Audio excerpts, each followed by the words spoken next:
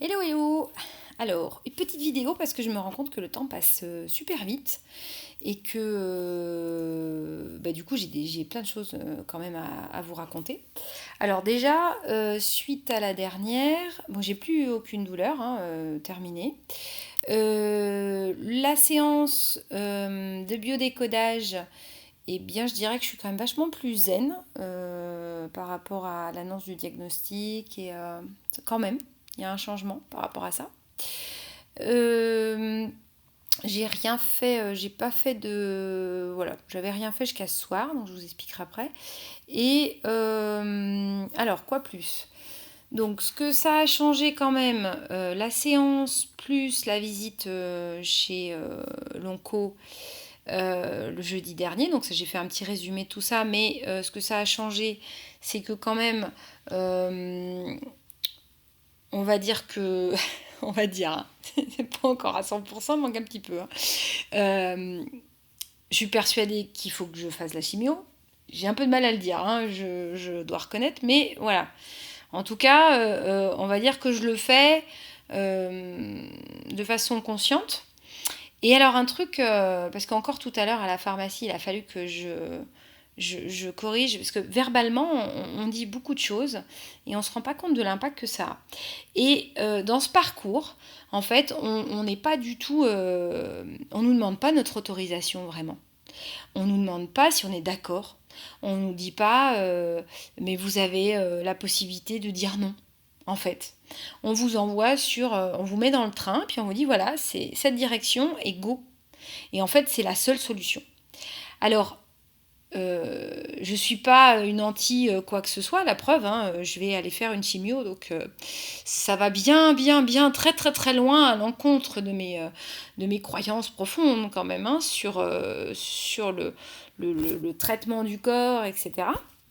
Mais il semblerait que malgré toutes mes bonnes volontés de prendre soin de moi, de faire attention, de tout ça, tout ça, tout ça, eh bien, je dois passer par cette expérience. C'est comme ça. Et donc, c'est important que non seulement la personne qui vit ça, mais les gens qui sont à côté d'elle arrêtent de lui dire de toute façon, tu n'as pas le choix. Ah, mais ça me gonfle ça quand on dit ça. Bien sûr que si, on a le choix. Et en fait, c'est là où c'est super important. C'est même pas que vous avez le choix de dire non ou de dire oui, bien sûr, mais au-delà de ça, on doit pouvoir vous faire sentir que vous avez le choix. Parce que, à partir du moment où vous avez le choix, alors la décision, elle vous appartient. Et comme elle vous appartient, vous vous engagez dans quelque chose. Et c'est pas vous le faites parce que le médecin l'a dit. Et tout à l'heure, je l'ai dit à la pharmacienne qui m'a dit, de toute façon, vous n'avez pas le choix. Et je lui dis, si, bien sûr que si, j'ai le choix. On a toujours le choix. Et si les gens, en fait, avaient le choix de dire oui, mais voilà, ou de dire non, ils seraient beaucoup plus engagés dans la démarche, quelle qu'elle soit. Mais vraiment, pas seulement là, sur un truc comme ça, sur un protocole aussi fort, mais même sur un traitement, voilà, à partir du moment où c'est moi qui prends la décision et pas je me laisse en fait guider par quelqu'un qui est supposé mieux savoir mieux que moi, et Dieu sait qu'il y a des médecins qui sont vraiment incompétents, euh, eh bien voilà, au moins ça veut dire que j'ai fait mon choix en conscience, c'est moi qui décide, et bon je reviendrai pas sur ce qui s'est passé les 2 dernières années. Mais voilà, là il n'y a pas eu le choix en fait. Hein, il y a eu beaucoup de gens qui n'avaient pas le choix, et ceux qui ont fait le choix de dire non ont été punis. Donc finalement, on est dans une société où on nous fait croire qu'on n'a plus le choix. Voilà. C'est la petite pensée philosophique, parce que finalement cette page elle s'appelle quand même les petites philosophies. Et c'est vraiment important de reprendre son pouvoir sur ça. Ce qui est assez drôle, c'est qu'en fait, cette chaîne, j'ai très peu d'abonnés parce que en fait, je l'avais peu alimentée. Et dans la même journée, en fait, j'ai deux amis qui m'ont envoyé un message en me disant: je suis tombée par hasard sur tes vidéos. Alors, il y en avait une qui savait ce qui m'était arrivé et l'autre, elle ne savait pas. Et en fait, elles ont écouté avant de me contacter. Et ça m'a vachement touchée. Et il y a une de ses amies qui est passée par un processus relativement semblable il y a quelques années en arrière. Et donc elle a eu la gentillesse de me dire: est-ce que tu veux que je t'en parle? Est-ce que tu veux que je te dise ce que moi j'ai vécu, ce que j'ai pu faire, etc.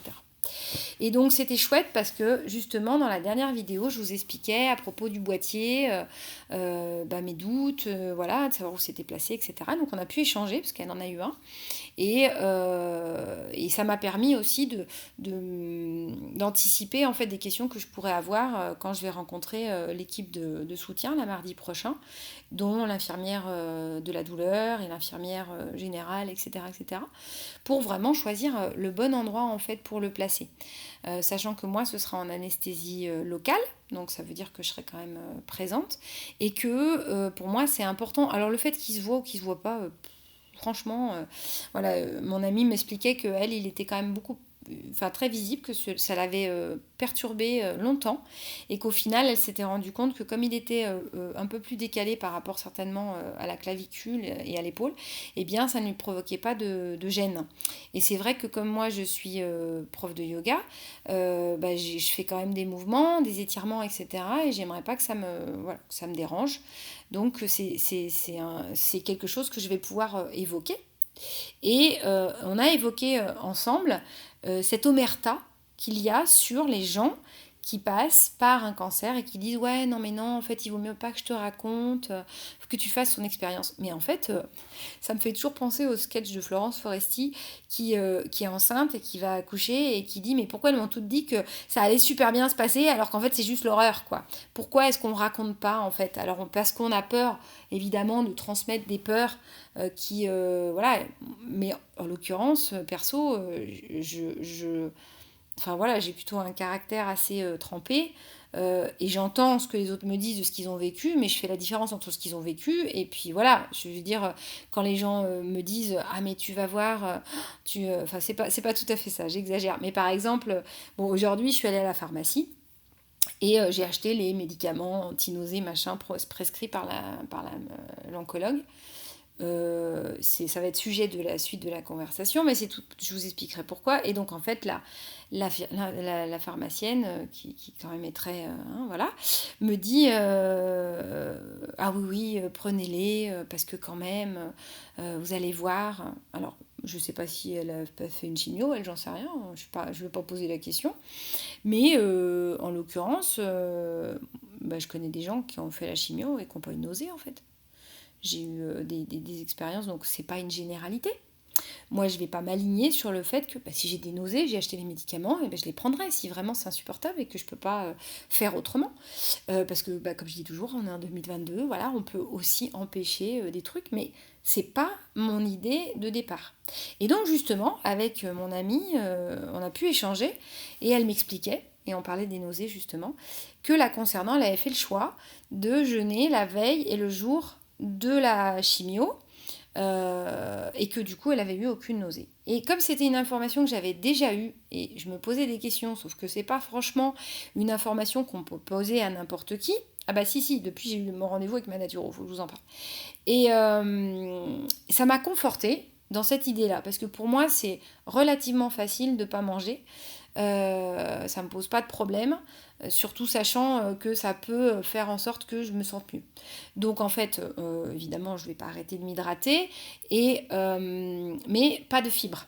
En fait, l'idée, c'est de mettre le corps au repos, donc tout ce qui est système digestif, et étant donné qu'en plus c'est une chimio pour le côlon, c'est aussi bien, tout le système digestif au repos pendant au moins le dernier repas. Donc moi ce sera le mercredi à la chimio, vendredi matin, donc le mercredi soir c'est le dernier repas, jeudi, vendredi, sachant que dès le samedi je peux manger parce que la plupart, enfin voilà, le plus gros sera déjà passé, et que si vraiment je me sens faible ou que je me sens ou que j'ai très soif, etc., de boire des jus filtrés, donc des jus de légumes principalement filtrés, pour qu'il n'y ait pas de fibres et qu'en fait les jus amènent tous les minéraux nécessaires pour quand même remonter le... Voilà. Donc ça c'est ce que j'ai vu avec ma naturo, mais mon amie elle faisait jeûne voilà, les 2 jours, et du coup elle a eu aucune nausée.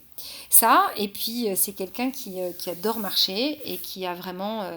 je fais un jeu de mots qu'elle comprendra, compris le sens de la marche. pendant sa chimio. Donc voilà, avec cette idée de mouvement, de bouger, pour justement faire en sorte en fait que le produit circule le plus vite possible et donc soit éliminé le plus vite possible. Hein, de toute façon, il va passer dans tout le système lymphatique, puis éliminé par les reins, et donc avec, normalement, ça doit éliminer tout ce qui ne devrait pas rester. Voilà, donc le lundi, donc c'était super cette conversation avec elle, je la remercie, parce que voilà, déjà ça rassure, c'est quelqu'un qui en parle librement, qui fait pas justement voilà, d'obscurantisme, et en fait elle a trouvé que c'était chouette que je raconte tout ça, toute cette expérience, pour justement partager le bon, le moins bon, etc. Mais surtout en fait les expériences. Voilà, encore une fois, je redis la même chose, je prétends pas que ce que je fais, vous deviez le faire. Donc le lundi, j'ai eu mon rendez-vous avec la naturo. En fait, j'avais quand même déjà pas mal déblayé. Donc ça a été plus des questions-réponses, voilà.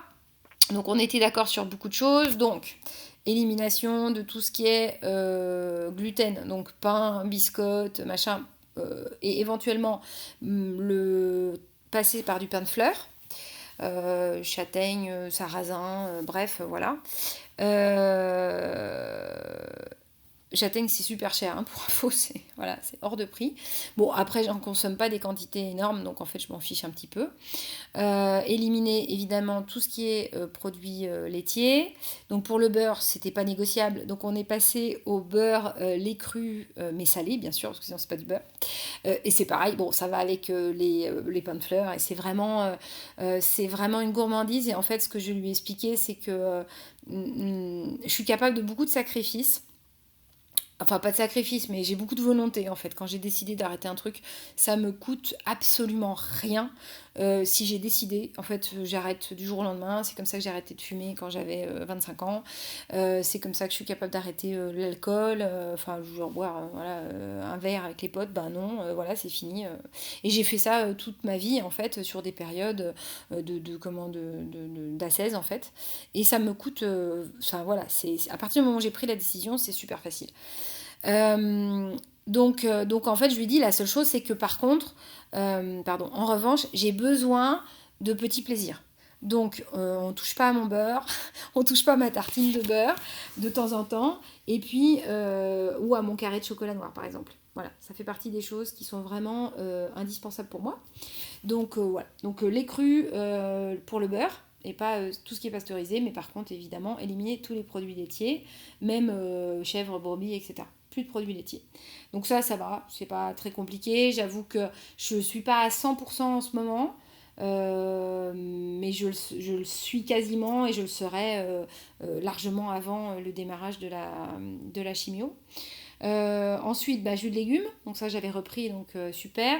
La seule chose, c'est les filtrer pour qu'il y ait de moins en moins de fibres en fait, pour ne pas surcharger le système. Sans contrainte voilà, des jus qui donnent envie en fait, hein. Donc moi en général je fais toujours la même chose: citron, céleri, carotte, betterave, radis, que ce soit radis noir ou radis rose, ça dépend de ce qu'il y a. Concombre, je crois que c'est tout dans celui que je fais généralement. Voilà, c'est vraiment celui que je fais le plus souvent quand ces produits sont dispo. Ah oui, j'aime bien rajouter du gingembre, et quand il y en a, je mets du curcuma aussi. Voilà, donc là on a parlé un peu des jus d'herbe, mais mon extracteur est un peu ancien, donc c'est vrai il mouline un petit peu des fois quand je mets de l'herbe. Donc le petit truc, c'est de mettre le citron avec la peau, donc on l'achète bio, pour que ça embarque quand même la feuille. Voilà, donc là aujourd'hui, par exemple, j'ai racheté du persil et du basilic, parce que ça sentait tellement bon. Et puis donc boire les jus sans rien manger en fait, hein, pour vraiment que ce soit hyper efficace. Donc ça a été décidé. Voilà, le quinton, donc plutôt que donc je l'ai en hypertonique moi, et plutôt que de le transformer en isotonique. Donc l'idée c'est on prend de l'eau distillée ou de l'eau de source, et on fait des dilutions. Et en fait c'est de le boire sur des shots. En dehors des repas, mais en hypertonique. Donc une grosse gorgée, Donc bon, bah, c'est de l'eau de mer, hein, donc on a un peu l'impression d'avoir bu la tasse, mais c'est pas trop grave. Voilà. Donc ce matin, je me suis préparé ma bouteille et j'ai pas mis beaucoup, hein. Je crois que j'ai mis 30 millilitres dans ma bouteille. Et il me semble qu'il me reste encore un shot à boire. Bon, voilà, c'est hein, le matin à jeun. Donc le matin à jeun et après le reste tout au long de la journée. Mais j'ai jugé que 30 millilitres c'était suffisant par jour parce que on a quand même évalué que j'avais encore pas mal de trucs à éliminer et je vais pas assez, j'urine pas assez en fait. Et très certainement parce que tous les produits que j'ai reçus, plus l'anesthésie, tout ça, c'est encore pas complètement éliminé. Ce qui devrait s'éliminer jeudi avec un sauna bain froid et puis massage l'après-midi, ce qui va me permettre quand même de commencer la chimio avec le moins de produits dans le corps. Je reviens sur la naturo, donc le quinton. J'avais des gros doutes ça fait un moment que je veux acheter un filtreur d'eau. Et j'hésitais beaucoup avec le distilleur, du coup, puisque j'avais l'eau de quinton. Le distilleur, il enlève tous les minéraux de l'eau, en plus de filtrer l'eau, etc. Donc du coup, il faut reminéraliser parce que sinon, vous buvez une eau sans minéraux, c'est pas une bonne chose. Donc en fait, on utilise le quinton pour reminéraliser. Mais la solution me plaisait pas trop parce que du coup j'étais dépendante du quinton. Je suis pas certaine d'avoir envie de consommer du quinton ad vitam aeternam. Et du coup on est tombé d'accord. Elle a je sais jamais comment ça se dit, un Berkled. Enfin je vous donnerai le nom si vous êtes intéressé, vous mettez un commentaire. Et en fait ce sont des grosses cuves en inox avec deux ou quatre, ça dépend de la quantité que vous prenez, filtres en céramique. Donc ça vaut à peu près allez, 300 € si vous achetez le robinet en inox, qui est quand même mieux que le robinet en plastique. 300 € et vous avez un truc à vie. Il suffit juste de nettoyer le fond et d'enlever en fait le tartre. Et ça filtre l'eau, donc c'est pas super rapide. Moi je vais prendre le 6 litres, je suis toute seule, ça suffit largement. Voilà, donc on est tombé là-dessus aussi. Donc le filtre à eau que je dois commander là. Mais j'avoue que ça fait beaucoup de frais en ce moment, donc ça fait beaucoup de choses. On a parlé de ça. Je sais pas, j'ai peut-être oublié des choses. Ah oui, donc elle m'envoie un produit pour les reins. Enfin, elle m'a conseillé un produit, donc c'est de la Maïlis, Maylis. Elle m'a donné un endroit où l'acheter, mais enfin je vous donne le nom. Voilà, pour bien aider les reins à éliminer. Donc je suis partie pour une cure d'1 mois, là, en plus du reste. Je me suis fait la cure, enfin je me suis fait un massage à l'huile de ricin qui est conseillé justement pour limiter la perte des cheveux, même si a priori il n'y en a pas sur la chimio du côlon. Donc en fait, c'est une huile très épaisse. Je ne savais pas, c'est l'huile de castor en fait. Pauvre bête.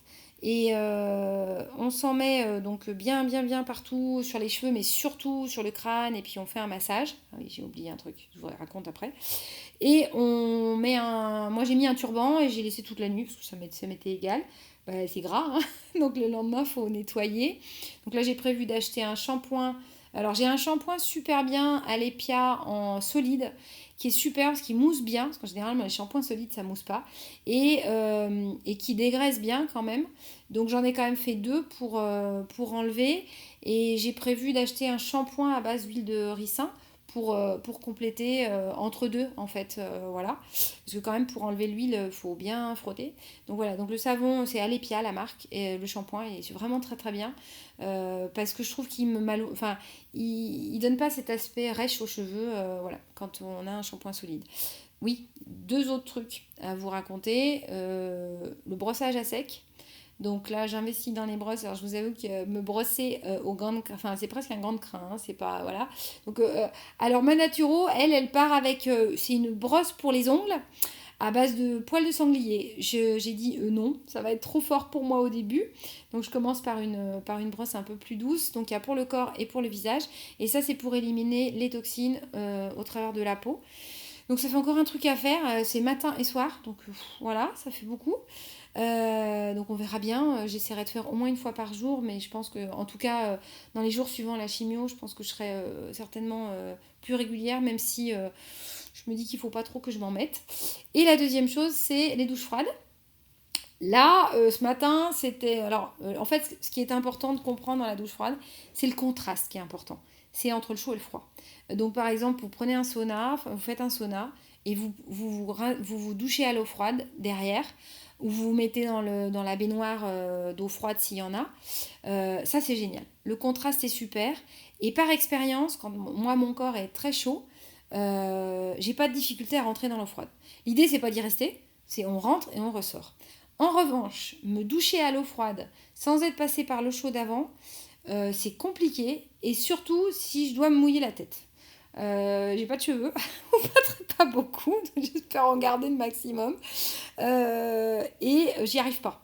Donc ce matin, je me suis douchée normalement, j'ai fait mon shampoing et ensuite je me suis rincée à l'eau froide par contre, du coup jusqu'en bas.